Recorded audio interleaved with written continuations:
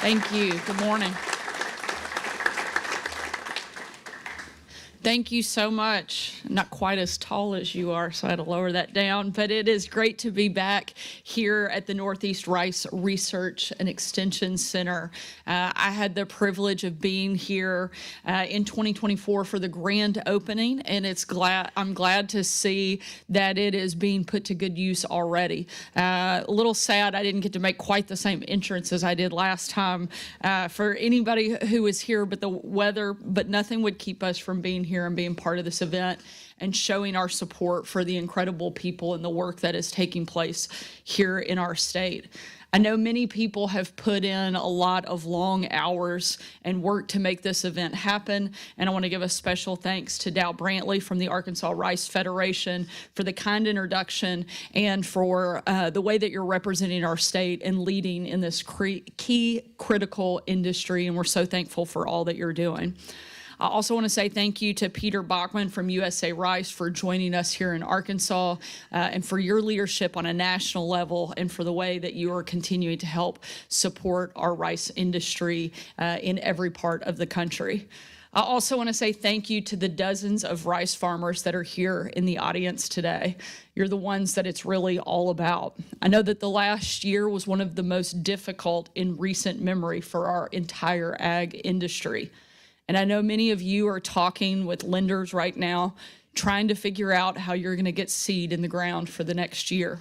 I'm here today to let you know that you're not forgotten, that my team, my administration, along with Senator Boozman and Cotton and our entire congressional delegation are going to continue to lean on and work with President Trump and Secretary Rollins.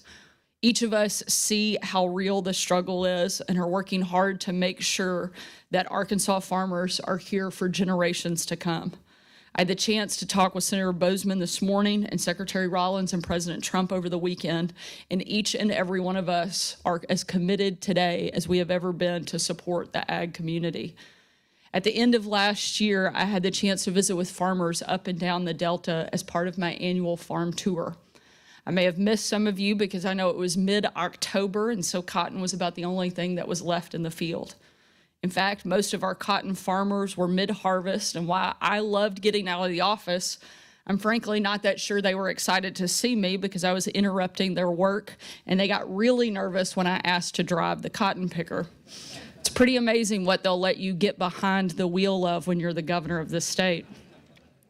One of the guys who was nice enough to let me drive the machines mid-drive told me how much that piece of machinery cost. I immediately took my hands off the wheel. He asked that I put them back on, even though there wasn't a lot of damage even I could do in an open field. But outside of the ride-alongs, I spent most of my time having the chance to sit with our farmers and talk about the very difficult challenges they're seeing. The message, frankly, wasn't pretty. Input prices are up, crop revenues were down. And at the same time, adversaries like Communist China are trying to hit us where it hurts most by targeting our ag community, the most patriotic, hardworking Americans there are. And the bottom line is, no secret to anybody in this room, our farmers are hurting. My team has heard from farmers who have worked the same land for 5 or 6 generations and are saying that after this year, they may not continue. I heard of a young farmer who has 4 kids, who lost his farm, and now the bank is talking about taking his family home. One local bank had to turn away 49 farms just last year. When the bank loses its customers, so does the parts store. The equipment dealer has to repossess a combine, and the farmer no longer has an income. The land sits untouched, and eventually, there's no food left on Arkansas tables. And if a country cannot feed itself, fuel itself, or fight for itself, it simply cannot survive. As a country, we can never get to a place where we are dependent on anyone else for our food. But in the middle of all of the bad news, we also saw incredible moments of hope. I watched as Arkansas rice farmers, some of the hardest hit of all of our row crop farmers, come together and donate more than 300,000 pounds of food to families in need across Arkansas. Even while you were hurting, You found a way to help your neighbors. And that's why it's a privilege to lead a state where ag is our #1 industry, because I know it means that the people who call Arkansas home will always help take care of each other. And though there are big battles ahead, if there's anyone who can overcome them, it's the Arkansas farmer. I also want you to know that you aren't standing alone. At the end of last year, we announced an income tax exemption for farmers' disaster relief payments, something that we worked closely with members of the legislature on.